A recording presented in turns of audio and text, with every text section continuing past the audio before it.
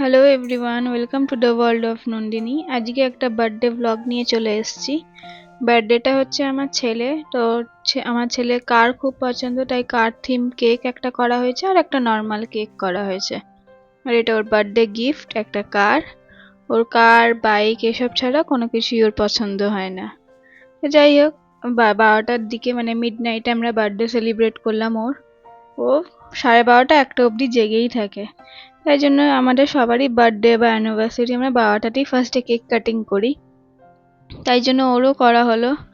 Cake cutting করে যত না হোক করলো, তার থেকে বেশি আমরাই ওর হাত ধরিয়ে কেক কাটিং করিয়ে দিলাম। তো কেক কাটিং করে সব যে যার মতো খেয়ে নিলাম। তো এইভাবেই আমরা রাতে বার্থডে সেলিব্রেট করলাম। আমার ছেলে ক্যান্ডেলে ফু দিচ্ছে, অনেক দিন পর ফু দেওয়া শিখেছে। আগের বার তো দিতে পারিনি। এটা আমার ছেলের থার্ড বার্থডে। এটা একবার খুব কাছে চলে গেছিল ক্যান্ডেলের বলে ভয় লেগে গেছিল ওর। তো যাই হোক, ওই ফু দিয়ে নিবালো সব ক্যান্ডেল। ও খুব খুশি ক্যান্ডেলে ফু দিতে পেরে। তো যাই হোক, এই করে তো এবছর আমরা সেইভাবে কোনো অনুষ্ঠান কিছু করিনি। আগের বছর করেছিলাম আমরা একটু, আমাদের ফ্ল্যাটের ছাদেই সবাই মিলে একটা গেট টুগেদার করে অনুষ্ঠান করেছিলাম। কিন্তু এত বৃষ্টির চক্করে পুরো মেসড আপ হয়ে গেছিল, তাই জন্য এবার আমরা আর কিছু করিনি। একেবারে ওর 5th বার্থডেতেই আমরা আবার বড় করে সেলিব্রেট করব। তো এটা এইসব অ্যারেঞ্জমেন্টস, এটা লাঞ্চের অ্যারেঞ্জমেন্টস, এইগুলো আমি করেছিলাম অল্প করেই সব কিছু। তো এই যে আমার হাজবেন্ড ওকে মিষ্টি মুখ করাচ্ছে ফার্স্টে, যাতে ও ঠাকুরের প্রসাদ খেয়েই ওর খাওয়া শুরু করতে পারে। ঠাকুরের প্রসাদ খেয়ে তারপর ও নিজে নিজেই খাওয়া শুরু করে দিল আমাদের খাওয়ানোর আগেই। ফার্স্টে ভাবলাম পায়েস দিয়ে খাওয়ানো শুরু করবো, ভাজাভুজি দেখেই ও আগে ভাজাভুজি খেতে শুরু করে দিল। যাই হোক, ও খাওয়া শুরু করে দিয়েছে অল্প অল্প করে। তারপর আমি বললাম এই করতে হবে না, পায়েসটা আগে মুখে দিয়ে দিই। এই যে জোর জবরদস্তি খেতে একদমই চায় না। অল্প আধটু করে সবই একটু একটু করে মুখে ঠেকানোর মতো করে মুখে ঠেকিয়েছি। সবই খেয়েছে অল্প অল্প করে, কিন্তু ওই না খাওয়ারই মতো এরকম করে কোনো রকমে খেয়েছে। ওর ওর খাওয়া নিয়ে যত না ইন্টারেস্ট, ওর ওইখানকার কাজু, ভাজাভুজি, চিপস, এইসব স্ন্যাক্স, এইসবে ওর ইন্টারেস্ট। তো যাই হোক, এইভাবেই খাওয়া দাওয়ান চললো। এই করে ওর দুপুরবেলা এইভাবেই আমরা বার্থডে সেলিব্রেট করলাম। প্রত্যেক বছর সেম ভাবেই হয়, 5টা ভাজা, তার মধ্যে থাকে শাক আর মাছ ভাজা, মাস্ট এই দুটো। আর ওর ভাত পছন্দ করে না বলে অল্প করে পোলাও করা হয়েছিল। তো আমরাও খেয়েছিলাম পোলাও, মাটন, পনির, আর তারপর কাশ্মীরি আলুর দম। ও আলুর দম খেতে খুব পছন্দ করে, তাই জন্য ওর জন্য কাশ্মীরি আলুর দম করা হয়েছিল। আর পায়েস তো মাস্ট। আর ও যা যা স্ন্যাক্স এর পছন্দ করে ওগুলো দেওয়া হয়েছিল। আর ও এখন বক্তব্য, আগে আমার চিপসের প্যাকেট খুলে দাও, তারপর অন্য কিছু খাবো।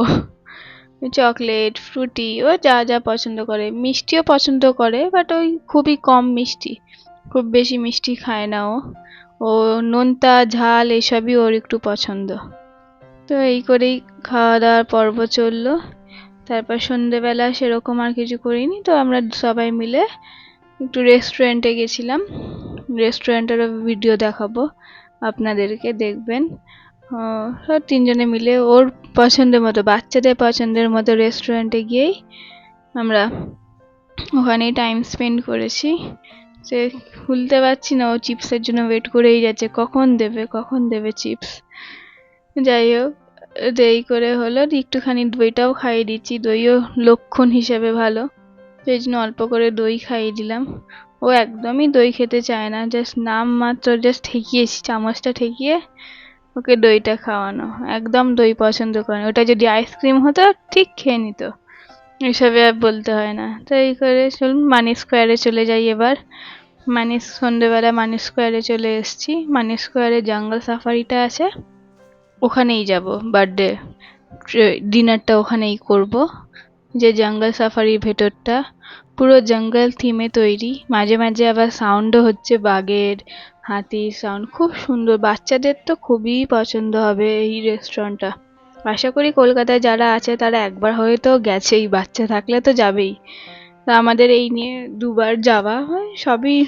আমার ছেলে হওয়ার পরেই আমি দুবার তিনবার এইখানেই গেছি ওর বার্থডে সেলিব্রেট করতে। ওর খুব পছন্দ এসব অ্যানিমালস দেখছে, গাছপালা আছে, খুব এইসব নিয়েই ওর ব্যস্ত। তো এবার অন্য কোনো, আর এদের খাবারও খুব ভালো ছিল।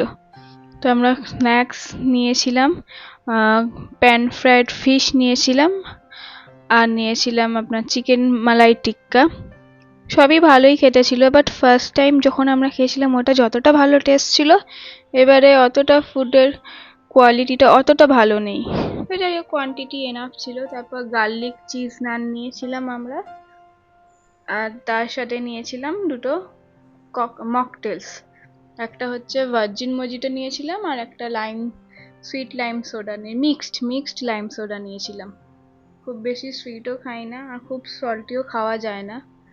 মিক্সড লাইম সোডা নিয়েছিলাম, আর ভার্জিন মজিটো নিয়েছিলাম। এই যে দেখুন, যেটাতে চেরি দেওয়া হচ্ছে সেটা হচ্ছে মিক্সড লাইম সোডা, এটা হচ্ছে মিক্সড লাইম সোডা। ভালোই খেতে ছিল, খারাপ না।